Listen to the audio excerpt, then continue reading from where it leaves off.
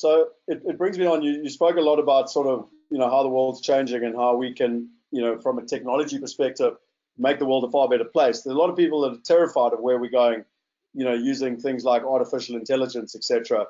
And I've heard you speak before, which I really enjoyed, around the minimum basic income and how you actually think that's wrong, but you've got a better solution. And I fundamentally believe we're very aligned in it, but I'd love just to go down this road because a lot of people supposedly have sleepless nights around where technology is taking us. So definitely the human spirit needs a purpose. And today's social contract is predicated on an equation. You are worth something to society in proportion to the measure of your economic output.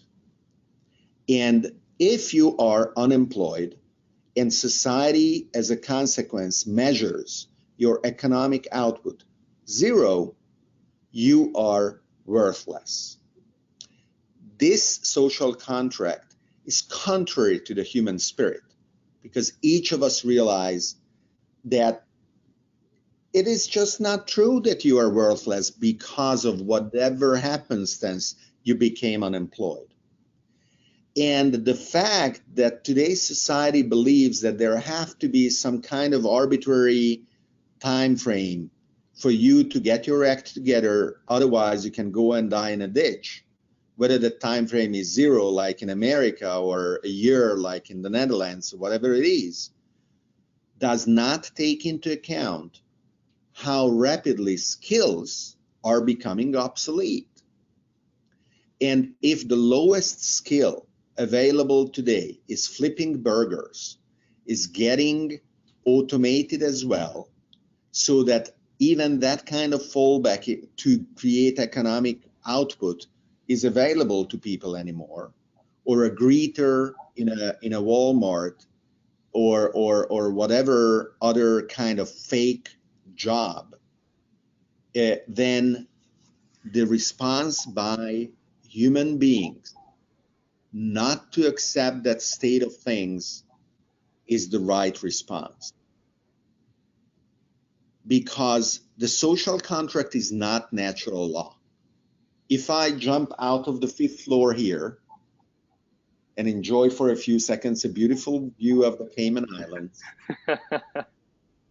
the joke, so far so good when you fall from whatever height. I can do that 1,000 times and the outcome is going to be all the same. Because gravity is a natural law, and if you stop believing in it, it is still going to be true. But if enough people stop believing in the social contract today, it will break. It will just stop being true. And so thinking deeply about what the new social contract should be and how to empower people and give them dignity is one of the most important things we all should be doing and keep doing, without delegating them to the politicians who know as little as we do. That is not something we can afford to tell, oh, we elected them, so now it is up to them because they know. They don't know. It has to be a conversation that we keep opening up and reopening up, always questioning our assumptions, always questioning our dogmatic ways. Because society's changed in the past already. Up to a few hundred years ago, it was totally normal to have slaves. And today slavery is outlawed all over the world. We have come to the conclusion that owning other human beings was wrong. Isn't that magnificent? Isn't that uplifting?